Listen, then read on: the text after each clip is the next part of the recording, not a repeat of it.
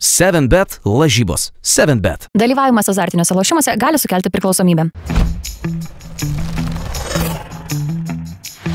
Ką, krepšinio bičiuliai, pats smagiausias laikas prasideda čia komentatorius ir sporto žurnalistas Jonas Lekšas ir šią savaitę kalbėsiu daugiausiai dėmesio skirsiu būtent Eurolygos atkrintamosioms.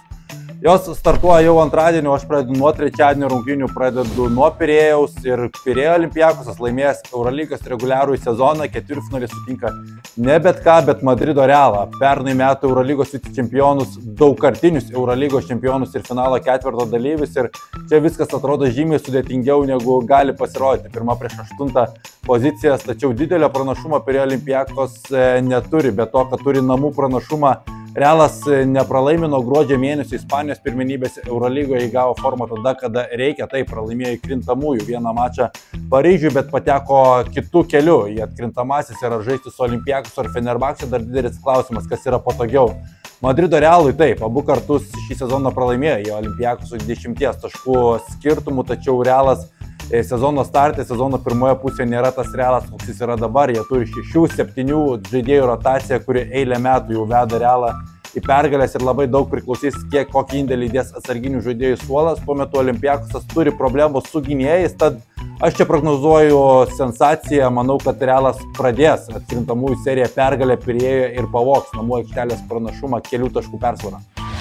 Ketvirtadienis antrasis susitikimas Stambule tarp vietos Fenerbahčės ir šio sezono pelenės Paryžiaus Paris komandos. Šį sezoną irgi abu susitikimai buvo labai dramatiški, abu kartus laimėjo Fenerbahčė, vieną kartą reikėjo Nigelo Hazo Daviso tritaškio, kuris išplėšė pergalę prieš Paryžiaus komandą, kitą kartą reikėjo atkovotų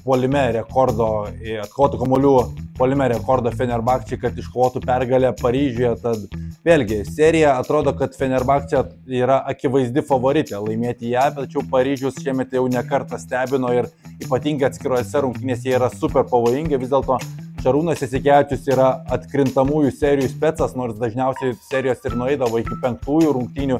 Šaras jas dažniausiai ir laimė, vis dėlto manau, kad šį kartą viskas vyks paprasčiau. Manau, kad Stambule Fenerbahčė iškovos abi pergalės ir antrosios rungtynės bus lengvesnės, bus iškovotos dviženklė taškų persvara.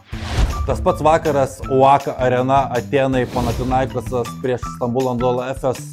Ergino Atamano derbis, labai įdomu, kaip prieš jį atrodys Šeinas Larkinas, kuris per Atamano etapą Anadolu Efes buvo tikras jo numylėtinis, milžiniškas talentas abiejose komandose perimetro linijoje. Kendrikas Nanas naujai iškeptas Eurolygos MVP, faktas, kad yra talentingiausias krepšininkas per abi komandas, tačiau Lesoro vis dar nebus šioje serijoje, tad priekinė linija Anadolu Efes turi pranašumą. Vincanas Purė, Denas Suturu pastaruoju metu žaidžia gerą krepšinį ir apskritai. Luka Banki svarbiausių sezono metu pakėlė Anadolu Efes į kitą lygį. Mano prognozija, kad po pirmos savaitės rezultatas bus 1-1, nežinau, ar ta pirmoji pergalė Anadolu Efes įvyks antradienį ar ketvirtadienį, bet manau, kad ji tikrai bus Atėnuose ir viskas spręsis dar kitą savaitę. Prognozuoju, kad šita serija bus rezultatyviausia iš visų, tad neišimtis bus ir ketvirtadienis, laukia labai rezultatyvios rungtynės ir pergalė Anadolu Efes, sakyčiau, šį kartą. Penktadienis Monako prieš Barceloną, sakyčiau, serija, kuri sunkiausia nuspėti laimėtojai, nėra to akivaizdaus favorito. Šį sezoną tarpusavio akistatose abu kartus užtikrintai laimėjo Barcelona, bet atkrintamosios kitas žvėris Vasilis Panulis yra pakeitęs stipriai komandos žaidimo braižą, žymiai mažiau izoliacinio krepšinio, daugiau 2 prieš 2. Danielis Taisas taip pat atsinešė papildomą opciją į puolimą. Tuo metu Barcelona pagaliau sulaukė Jano Veselio sugrįžusio.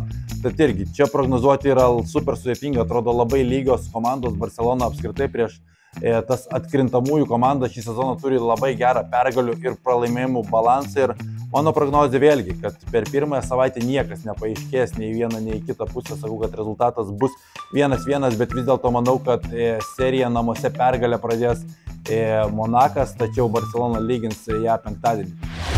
Nu ir ką, savaitgalį LKL vyksta maratonas, bet iš to maratono reikia išsirinkti vienerias rungtynes ir jos bus sekmadienį Vilniuje. Vilkai pastarosiomis savaitėmis demonstruoja atsigavimo ženklus, nors pergalių ir nėra, bet grįžta, atrodo, reikiuoti ir Matas Jogėla, Marekas Badževičius artėja prie sugrįžimo į savo gerą sportinę formą. Taip, Andrew Andersas krenta iš konteksto, tačiau Anthony Kauvonas toliau žaidžia MVP ritmu.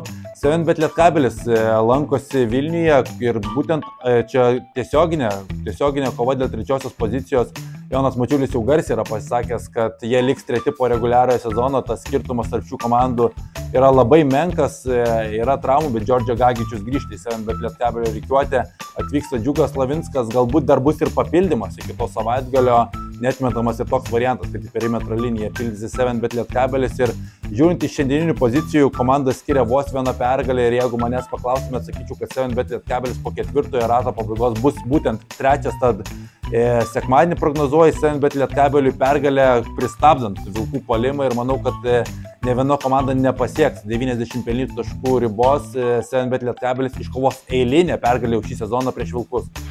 Ką šią savaitę tiek, nemažai to krepšinio, nemažai smagaus krepšinio, daug veiksmo, viską reikia susiekti, o kad tai lengviau padaryti, spauskite mano kanalą laiką, subscribe ir važiuojam toliau.